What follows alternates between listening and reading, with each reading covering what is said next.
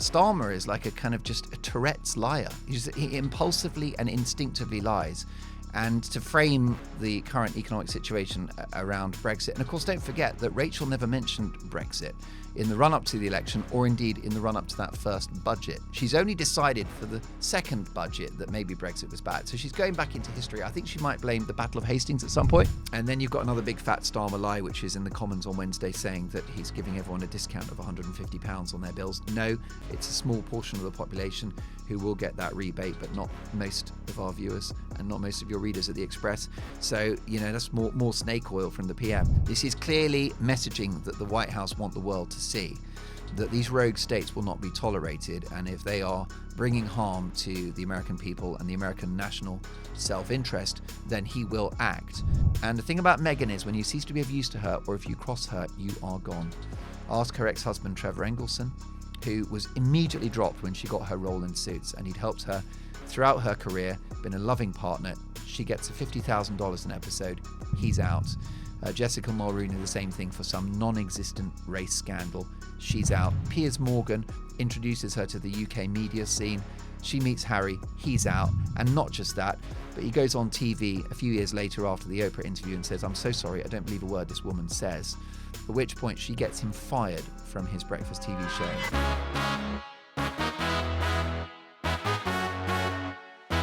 It's Thursday and we're back with another episode of the Daily Expresso. I'm Steph Spyro, and today, back by very popular demand, I'm thrilled to be joined by broadcaster Mark Dolan. Well, it's great to be here. Yeah, my people have been lobbying hard, I've got to say. Yes, all your people. Well, they've done a good job. I must say, they'll be thrilled to hear that the comments have been amazing. If I can quickly read you some comments from your last episode. This will be embarrassing. No, I promise it's not. So one says, Anne Boyce 1090 said, hearing Mark so clearly and in my opinion accurately describing the deeply concerning state of our nation and the underlying causes has somewhat surprised me and significantly improved my opinion of him. Wow, I converted someone. So I think that's a compliment. He sounds like, about a week ago, he was a hater, basically. Yeah, you managed to He's charm been on a him. journey regarding Mark Dolan. Well, that's a good thing, isn't it? Love that. Someone else, Princess May 9921, says GB News seems to have a habit of getting rid of the talent.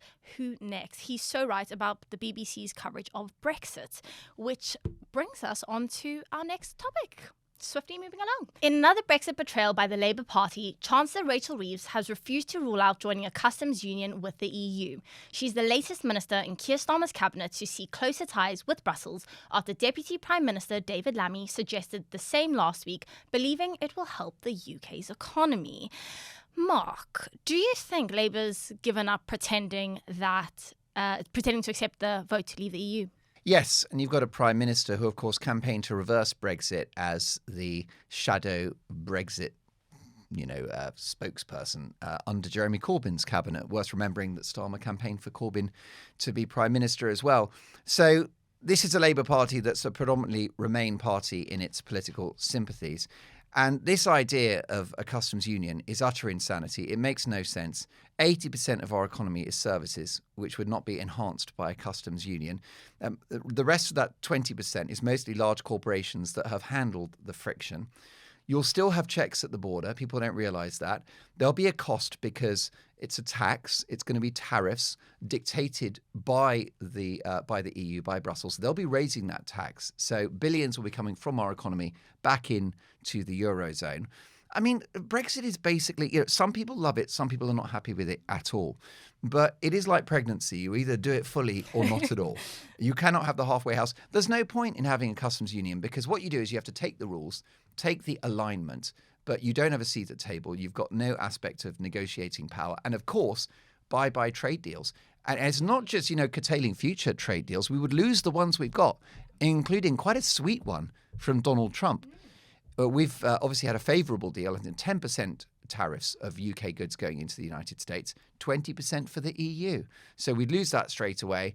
The other issue you've got, Steph, is it would be a democratic crisis, I think, because the people that voted for Brexit that feel it hasn't been fulfilled would see this ultimately as a betrayal. And do you think so? Reform leader Nigel Farage has said that Starmer needs to come clean on the EU deals he is plotting and ways to undermine Brexit. Do you think there is that concern that there's just more to come? Yeah, I think it's salami slicing our relationship with the EU. It's death by 1,000 cuts so that it becomes inevitable that, the easiest thing will be to go back in because we're already halfway there. And that's what's so insidious about this customs union idea. It will not make a single viewer of this show any wealthier. It won't boost the economy. And in fact, what it will do is slow down the project of sort of independent, sovereign Britain. There are definitely democratic issues. Labour institutionally, as a party, they've got some Brexiteers on their ranks, but they are in the minority. And I think this is a philosophical question about the future of the country. Where do we go? We've had this break. The issue you've got with Brexit is that there was a short-term economic impact, right? After 4 decades of trading within a bloc, it's going to be a painful departure. Although that said, we still had better growth since we left than Germany and Italy, right? Only beaten by a whisker by France, and they didn't Brexit. So if you imagine the most tumultuous period after Brexit will be the first sort of 10 to 15 years, well, we're nearly there now. We've gone through the hard bit. We've had the pain. Companies have adapted. We've found growth markets elsewhere. And I think we just got to get on with it, And I think what will happen is the concern for Farage, if he wins the next election, is that his hands are tied by a whole bunch of treaties and other arrangements signed up for by Starmer. And, it will be the worst legacy of this Labour government if they've reopened the whole Brexit debacle. But I guess it's in the government's interest to blame someone other than themselves, and Brexit is an easy target for Oh, that. my God. I mean, that is the slam dunk argument, because what's happened is you've got a chancellor who's had two budgets, by the way. The second budget, right, Rachel's difficult second album, even worse, even more unlistenable than the first one, because we had the Halloween budget. People would agree, yeah. We thought the Halloween budget was going to be, that was essentially the painful budget. And she's like, okay, I'm going to have the Nix raid on companies, and I'm going to clobber pensioners and farmers and kids at private school. And that was going to be, maybe that's palatable politically, is to have an awful first budget, but you can't have an awful second budget. So Brexit is absolutely the whipping boy, the fall guy for the economic failure of this government. And it's just another example of the instinctive dishonesty within this administration. The Starmer is like a kind of just a Tourette's liar. He impulsively and instinctively lies. And to frame the current economic situation around Brexit. And of course, don't forget that Rachel never mentioned Brexit in the run-up to the election, or indeed in the run-up to that first budget. She's only decided for the second budget that maybe Brexit was bad. So she's going back into history. I think she might blame the Battle of Hastings at some point. That's next. Maybe that's the third one. Yeah, if the Roman she Empire. lasts that long. Yeah, where do you start with it? So no, I'm really, and look, I have to say, absolute full disclosure, I voted Remain. And the reason I thought that Brexit was a decent idea because of the sovereignty argument, but I was worried about the short to medium term impact. Well, it was less than I feared. I'd made the mistake of listening to George Osborne and Project Fear in regard to, a run on the pound, capital flight, a crash in the housing market, sky high unemployment. None of those things happened. But I did vote Remain for a concern about that. But now that we're out, I want to actually embrace the opportunities, and I think those trade deals will be fantastic. And the other issue, by the way, is that Europe is a dying economic bloc. So people like Ed Davey and Keir Starmer and Rachel Reeves, who look longingly at the BBC, that's a Freudian slip, another dying institution. They look longingly at the EU as though it's like the golden age when the EU was, a tremendous trading bloc. I mean, 2008, the EU, the size of the economy of the EU was about on a par with the United States of America. That's very impressive. Well, it's now 2025, and the United States GDP is 60% higher than the EU. So the direction of travel is very clear. So any idea that Europe is the answer to our problems economically is a mirage and a lie. Do you think next year in May is the local elections? That doesn't look like it's going to be good for Labour. Do you see a world where either Starmer decides he needs a reset and starts talking about the customs union, or you get a new Labour leader who wants to flash some ankle, do something that's a bit different, and puts it on the table? Do you see a world where that becomes quite a serious discussion after May? I do. I think the mood music within Labour ranks is to get a closer relationship with Europe, and it is simply a smokescreen to hide their economic failure, the terrible policies that have caused low growth, which is to clobber business and to have sustained inflation because of unaffordable public sector pay rises and an increase in the minimum wage. So many of Labour's policies are laudable. They just don't work. You know, that to have a higher minimum wage is something we can all get behind, but it's inflationary, and inflation is a tax on everyone. And given that companies are already sort of absolutely struggling with red tape, they're very fearful of the workers' rights legislation that's coming through, and they're dealing with the extra taxes, well, they're not going to hire people. And then you add to that the minimum wage, the first thing they're going to stop doing is stop recruiting, probably let people go, which is why we haven't just got stubborn inflation. We're going to see the return of our old friend unemployment. You know, and in that context, Brexit is maybe the perfect fall guy. Although I don't know, because I think viewers of this show, readers of the Express, viewers and listeners to my Talk TV show won't buy it. I don't think the public are that stupid that we will accept that something that we did in 2016 is somehow still a significant daily factor in 2025. Absolutely. I don't think they'll buy that at all.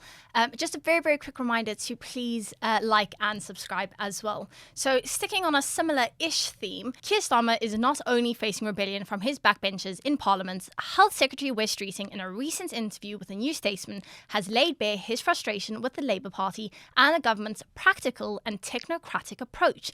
The Health Secretary believes Labour has the right answers, but lacks an ability to communicate them. This sharp criticism of the Labour Party's approach and Starmer's leadership style comes just a month after Streeting was accused of plotting against Starmer, which he denied at the time. What are your thoughts on this? Do you think this is Streeting kind of keeping his spot as a potential Labour leader? What's going on there? Absolutely. Wes Streeting has wanted to be Prime Minister since he was in his mother's womb. In fact, he was a twinkle in his father's eye with leadership ambitions back in whenever it was, the 1980s. So this guy is incredibly ambitious. He's a great communicator. I'm sure you have too. I've met him many times, interviewed him. He's a charming guy. I mean, he's like a political wizard compared to Sir Keir Starmer, who is not only struggling with competency at number 10, but is a shocking communicator, which is ironic for a well-heeled and experienced lawyer. But there you go. Starmer has proved to be, in my view, a complete dud on all fronts. Streeting is not, he's agile. He knows, he's got a sort of Boris Johnson style turn of phrase. If you remember a few weeks ago when there were allegations that he was plotting to become Prime Minister, he said, oh, this isn't an episode of The Traitors, So he knows how to relate to the public, and he knows how to deliver a line that will have cut through and get journalists like your good self writing about him and me talking about him. So there's no question about his talents. But, I mean, the issue you got, the elephant in the room for any prospective new leader of the party is the membership and those backbenchers, all of whom are to the left of where this current government are. So if you want to replace Keir Starmer, your platform is going to have to be more wealth taxes, more taxes on business, inheritance tax, goodness knows what else. They're just tax breathing at a certain point. So any future administration would be to the left of this one. And that's a problem for Streeting because he's to the right of the party. But to get elected, he'll have to give the backbenchers in particular a bit of that socialist red meat. The other worry in terms of his criticism of this government, he says, as you just mentioned, that he's concerned about the sort of technocratic optics of this administration. What did he say? That that it's too much a practical technocratic approach. The government presents itself as the maintenance department for the country. Well, Steph, if only. If only this government was There's the some maintenance. upkeep. And we would take it. I think it would be, a sort of reasonable compromise to have a government that replaces the Tories after 14 years that at least keeps things the same. But things are getting worse, as Kemi pointed out at the dispatch box on Wednesday. Growth is down, investment is down, unemployment's up, inflation is sticky/up. The cost of government borrowing is higher than it was after Liz Truss's mini budget. The illegal boat crossings are up. Everything is getting worse. So it tells me that Wes Streeting is a bit of a charlatan, that he's not being entirely honest, or that he's deluded. if he thinks that the problem with this government is it's too much like a continuity organisation. It's not. It's a race to the bottom. And if he wants to make noises about becoming our next Prime Minister, I think we'd all like to hear how he's going to make the country better. Who do you think is the next person to kind of take the fight to Keir Starmer's doorstep? Angela Rayner, as you said, the party is moving to the left and not a natural place for Wes Streeting, as you've just said. So who do you think is next in line there? All roads lead to Ange. Every single one. She is. And she's hugely popular with the grassroots. Massively. As well. And I just mentioned Boris earlier. She is the Boris figure within the party. You know, she's the itch that they can't resist but scratching. You know, she's charismatic. She's got cut through. She's a household name politician. Everyone in the country knows her. She has that recognition. And she's got a great backstory, having been a single parent and, had to sort of really struggle financially for many years, making ends meet and then entering public life. So her backstory is perfect. Also, her politics are quite fluid, really, because she's seen as a working class hero and seen as on the left of the party, and the unions are very keen on her. But at the same time, she was quite a good facilitator of Keir Starmer's administration, which is certainly, further to the right of her. Starmer was certainly when he was running to be Prime Minister, presented himself as a sort of Tony Blair 2.0, and that didn't last very long. But she was happy to fold in with that image of this new government would be prudent, and we're always going to have our fiscal rules. So she was quite a decent flag carrier for the Starmer project when it began. So she's politically quite fluid, I think. She's definitely not sort of, firmly allied, I think, tribally. And I think it's probably suited her just fine to have left government when she did. It Yeah. means she's got the room to plot if she wanted to, and kind of step away from being tainted by this government and what they decide to do. Well, this is it, So I think if you compare her to Ed Miliband, apparently is the membership's favourite. Is that right? I've heard that. Yeah, I've heard that. And he's got unfinished business, of course, because he was the leader of the party. He pipped his brother to the post a few years ago. And it seems that he's seeking political redemption through net zero and extreme environmentalism, which I think is one of Keir Starmer's biggest headaches, actually, is the cost of net zero on the economy. We saw in the paper today that households will be spending an extra £500 a year as a result of net zero, 350 billion in the next decade or so. Yikes. And Labour's pledged to bring down bills by £300 by the end of this parliament. And that is going to hang over Starmer's head for sure. And then you've got another big fat Starmer lie, which is in the Commons on Wednesday, saying that he's giving everyone a discount of £150 on their bills. No, it's a small portion of the population who will get that rebate, but not most of our viewers and not most of your readers at the Express. So, that's more snake oil from the PM. So I know that he's apparently got that support within Labour ranks, but I just think that even among these very ideological Labour Party supporters, surely they'd like a chance to win the next election. And surely they know that Ed, who has been there and failed and is now arguably more controversial and more divisive than he was all those years ago because of net zero being so controversial, then I just don't see it. So I think it's Angela Rayner or it's Wes Streeting. Shabana Mahmood would be my preferred candidate if anyone asks me what I think, which I think is unlikely. Yeah. And the reason being that She's at least quite she's made the upright. right noises on immigration, and as a British woman of colour and a Muslim politician, that she's perhaps got more headroom to be stricter on immigration and to really tackle that boats crisis. In fact, didn't she say this is what I'm here to do now? Yeah, This is my yeah. big project, my defining project. So she's highly impressive, but she won't get it because she's seen as a far right extremist by all those wokies on the back benches. So she hasn't got a chance. It's so interesting. And also, just to go back to your point about Rayner and her charisma, I think Farage has said that she is the person he is most afraid of. Yeah. And I would love to see them clash at the dispatch box. I think so. that'd be- She is in the mould of Farage and the mould of Donald Trump, which she's definitely a populist politician. And she's also very, very smart. I mean, she's much more intelligent than she betrays. And when she drunkenly calls Tories scum, but that's not a malapropism or a misspeaking. It was a very targeted political maneuver. which was there to annoy her opponents and to absolutely get the rank and file delighted. It was a controversial thing, but the only people it upset are the people who are not her political constituency. So she's very clued up. So I think, watch this space with Ange. And I regarding the mortgage stuff, I just think that'll blow over. Yeah, I agree. I think tax is a complicated thing. I think she has a complex family arrangement as well. I think people are probably quite forgiving of that, is my thinking. And what's interesting is the idea of, if Starmer's replaced by Angela Rayner, Badenoch versus Rayner at Prime Minister's Questions. It's going to be very lively. That'd be worth watching. That'd be worth tuning into the comments on Wednesdays for. Right, Mark, I'm glad you're here because our next segment is about the royals, and you know a thing or two about royal gossip. So the Duchess of Sussex, Meghan Markle, has sent her estranged father a letter after he was admitted to hospital in the Philippines. She had been attempting to contact her dad for over a week, but was unable to reach him. Thomas Markle has reportedly had his lower left leg amputated and had appealed to his daughter to see him. Meghan has also accused the Daily Mail of breaching ethical boundaries by reporting from her father's hospital bedside. The newspaper, however, revealed that their journalist was invited by Thomas to be with him, as he and the reporter have been friends since, I think, 2018. Yeah. What do you make of this? Well, Caroline Graham is the US editor of the Mail on Sunday, and she's a better daughter than Meghan Markle could ever have been, because she found out about Thomas's illness. He was the first to text her to say, I'm going to lose my leg, which is absolutely devastating and tragic.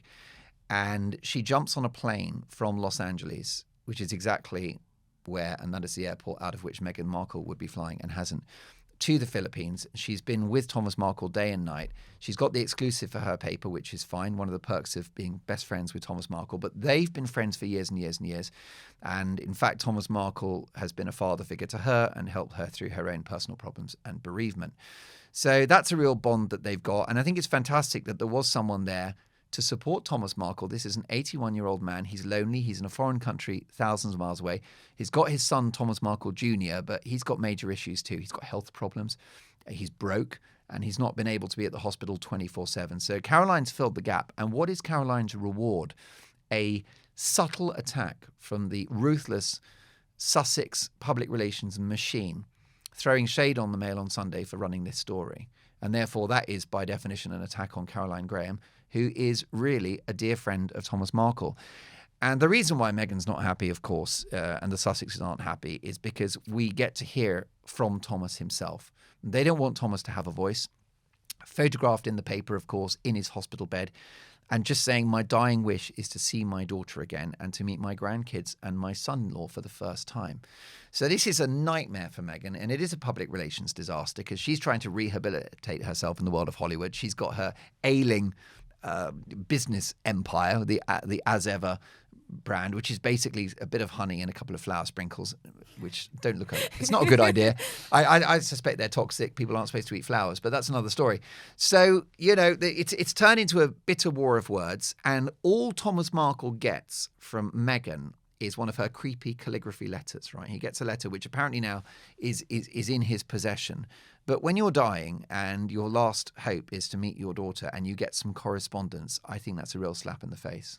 What do you think it would take for the pair to reconcile? I mean, Thomas is in a hospital bed. He's had his left leg amputated, or part of it. And that wasn't even enough to get Meghan onto a plane to the other side of the world, as you've just said. So what do you think it would take? Or is there it just doesn't happen? Well, given that Meghan knew that Thomas Markle was fighting for his life in an ICU department in hospital, if that's not a wake-up call, if your father is dying and you can't jump on a plane or call him, then nothing will change. Meghan would have to have an entire personality transplant. She'd have to develop some empathy, of which she has shown precious little. Worth remembering, this is a guy that brought her into the world, raised her like a princess from day one. He was a very successful lighting director in Hollywood, and he spent most of his fortune educating her. $750,000 is a figure quoted by Thomas Markle Jr.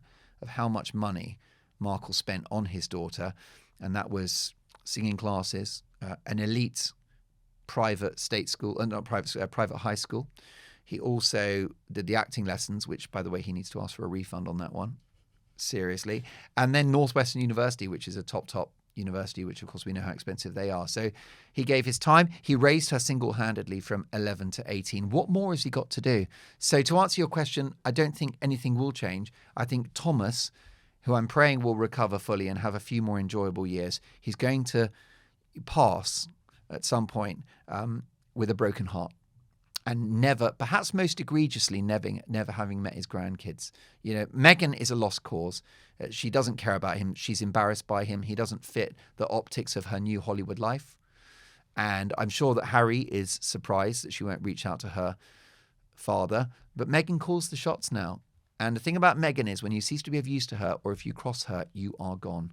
Ask her ex-husband, Trevor Engelson, who was immediately dropped when she got her role in Suits, and he'd helped her throughout her career, been a loving partner. She gets a $50,000 an episode. He's out. Jessica Mulrooney, the same thing for some non-existent race scandal. She's out. Piers Morgan introduces her to the UK media scene. She meets Harry. He's out. And not just that, but he goes on TV a few years later after the Oprah interview and says, "I'm so sorry, I don't believe a word this woman says."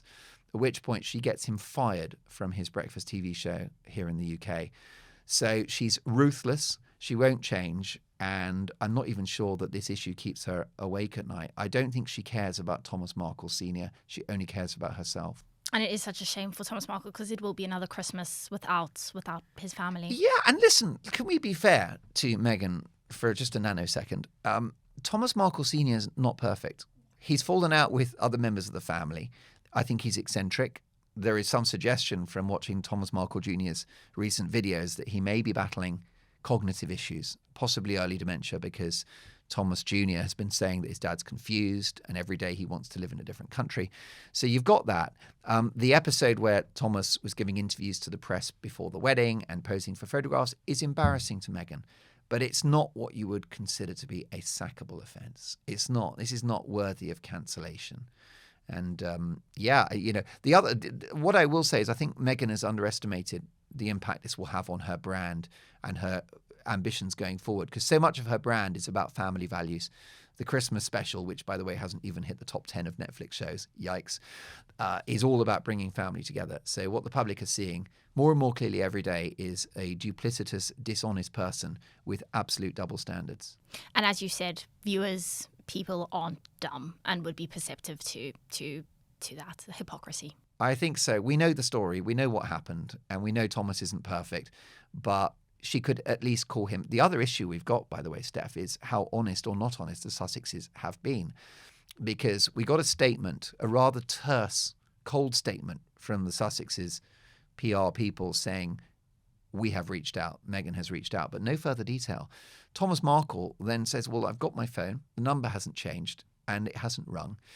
Then there was a suggestion that they'd sent an email. Now, if your father is dying, or at least fighting for his life in hospital, do you send an email to some rubbish old email address that may not still be active? The guy's 81. Is he on email? Has he got the latest iPhone 17 Pro Max? I doubt it. Probably not. No, I reckon he's got one of those old-fashioned phones, and he's an older guy, so he's not maybe au fait with technology. So that was a strange thing. I don't know how honest the Sussexes are being about that. And then there's the suggestion that she's been banging the phones, calling hospitals to find out who's got, which hospital is accommodating Thomas Markle. This is Meghan Markle. She is, for better or worse, one of the most famous people in the world. She could get on a plane, go and to most connected. Isn't it? Oh, do you know exactly? Yeah. I mean, she could just call. So, I mean, by the way, the bitter war between the Mail newspaper and the Sussexes now. Don't forget, Harry tried to sue the Mail on Sunday in an aborted legal challenge, which has cost him $1.5 million in costs.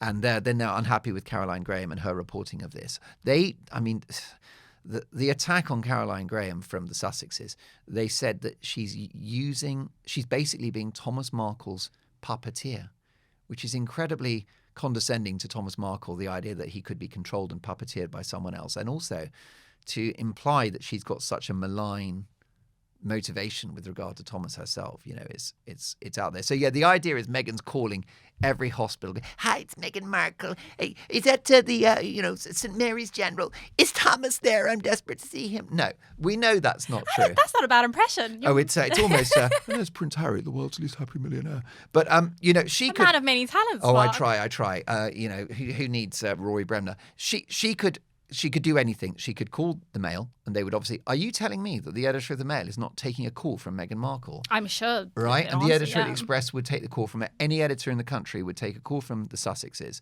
and given the fact that Caroline Graham is close to that, so that's got to be a lie. And then the hospital thing.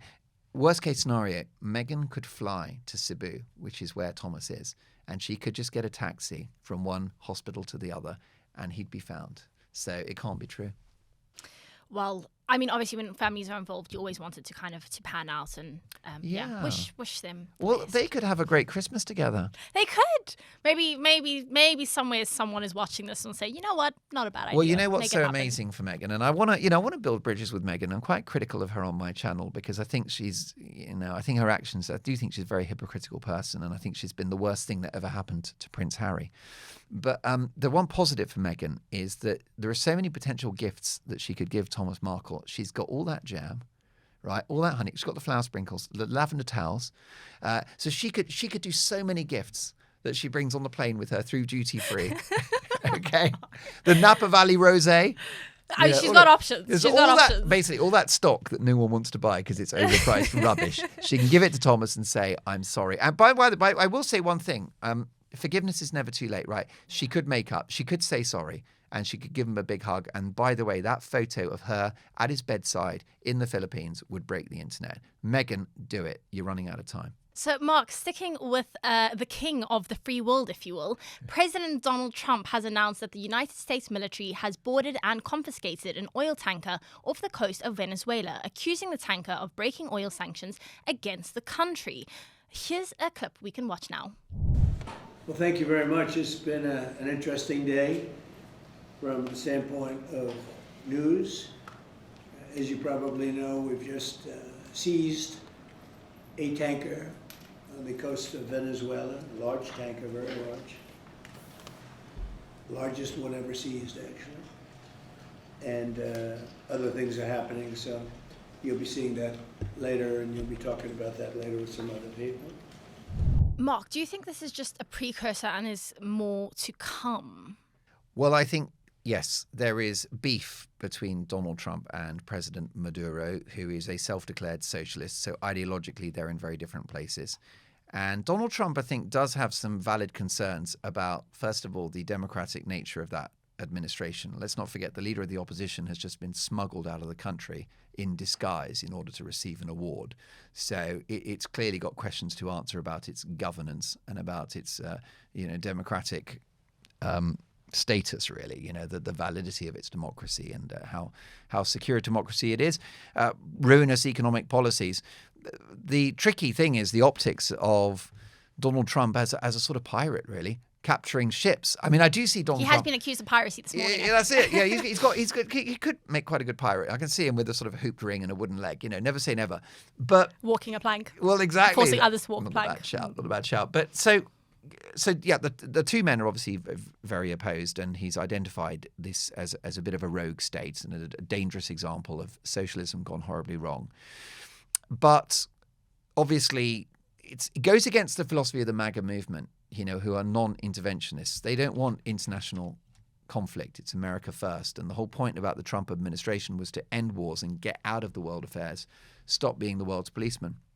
But what's happened here is that Trump's war against drug traffickers and also possible sort of terror concerns are why he's particularly chosen to ambush this ship in a very dramatic episode, and very public, by the way. This is clearly messaging that the White House want the world to see, that these rogue states will not be tolerated, and if they are bringing harm to the American people and the American national self-interest, then he will act. So it's quite firm, but it doesn't fit the MAGA script. I think we don't quite know how much this is going to play out, but it's definitely strong saber rattling from the president. I imagine a lot of our viewers will say, thank goodness, like that is intervention. And I think probably that's how a lot of people feel about kind of stopping the small boats crisis in the UK. It's like that's maybe not to that extreme, but like intervention is what people want to see. Well, definitely. I mean, the US is enforcing international law. It's enforcing sanctions against this regime.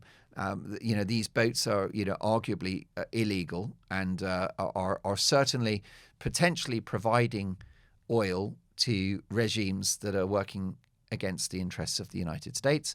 So China, Russia, all the rest of it. So yeah, I mean, this is Trump acting and I suppose putting America first. And we just have to see how much of a stomach he's got for the fight. You know, is this an isolated incident? Is he going to escalate? Because I think there already have been kind of killings, and I think this is maybe the most extreme and the most public, but I think the US has been intervening quite dramatically in those waters. Yeah, and we'd obviously there is this perception of Trump as the unlikely pacifist, but his strikes against Iran in the course of the Gaza war were highly effective and actually possibly changed the power balance within the Middle East to help that peace deal get across the line. So he's been quite targeted and quite strategic in any of his policies, any of his actions that have been belligerent. And he's definitely not a warmonger. He's a real estate entrepreneur. He thinks wars are just bad for business. He thinks they make no sense. And of course, I think, again, it goes against the image of Trump, but I think he's got empathy. I think that he doesn't want to see needless death, which is why he's been so vociferous about finding a peace deal in Ukraine and why he's been so successful doing that in the Middle East. So, you could argue that it fits the wider sort of security approach that Trump wants, which is to kind of go after the bad guys and make the world a safer place, not just make America great again, make the world great again. But I think we need to just watch this one very closely and see where it goes. We're going to find out more about Trump 2.0 in relation to this episode, and we'll see how it plays out. We will keep an eye on that and no doubt follow the story in future Expresso episodes to come.